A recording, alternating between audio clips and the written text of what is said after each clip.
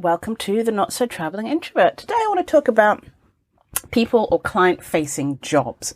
A lot of the time the assumption is, as introverts, we can't do client-facing or public-facing or high-touch jobs, and that is not the case. I know I've spoken about how I used to work in casinos, and that is very much a people skills job, but I want to just talk about some ways that could help you through when you're thinking about jobs or you're in a job that is a people-facing job.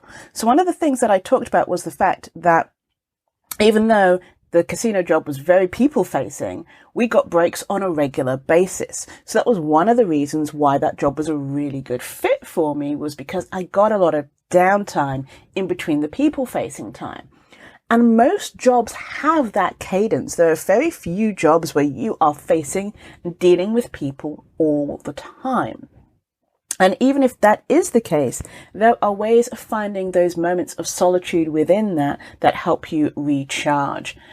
For example, if you have a job where you're on the road a lot and you're going to sales meetings or client meetings and going to different offices, that time in between when you're not at the client's site, where you are planning the trip, sending emails, or just traveling to said site, is your gift of downtime.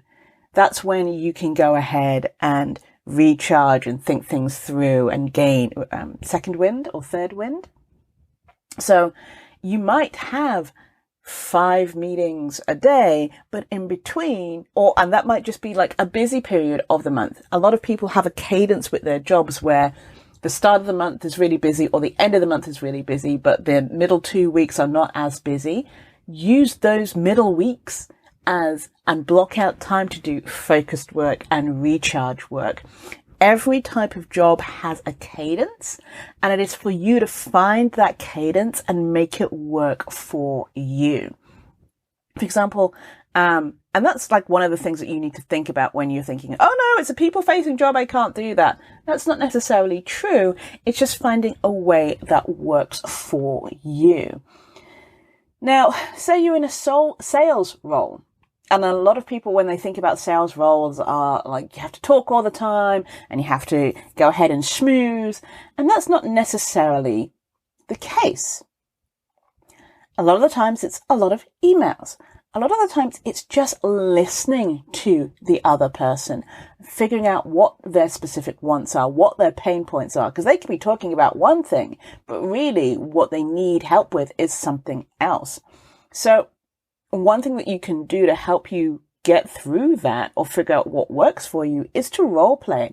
Do it on a regular basis and different ways that people could react to you, and figure out what you would say and what you would do. Just like you would practice for an interview to make sure that you feel comfortable, do the same thing for that role. And, if you're more of a phone person, then use the phone more. If you're more of a text person, use asynchronous messaging. Like, figure out a way that works for you. And even if you still end up not liking phone calls, you'll figure out a way that works for you to have these phone calls, whether it's making sure that there is an agenda before the phone call, or whether it's making sure that phone calls are done on a certain week or a certain time that works for you. Begin thinking about what you want from that phone call. And even in meetings, it's really interesting how many times people will set up a meeting on a calendar, but don't explain what they want from that meeting. When you think about, is it you want to sell a service, you want to request feedback, what is it you want from that call, and then work backwards of the steps that you need to take to make that happen. And some of that stuff might have to done before the call. Another thing is thinking about like icebreakers and that sort of a thing. Have some topics that you're quite happy to talk about, whether traffic, art, restaurants, whatever it might be. Have those as handy things that you are happy to talk, books that you are happy to talk about when you have to talk about something unexpected.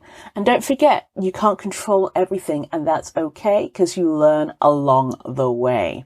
Thank you for listening. This is Janice at thecareerintrovert.com, helping you build your brand and get hired. Have a great rest of your week.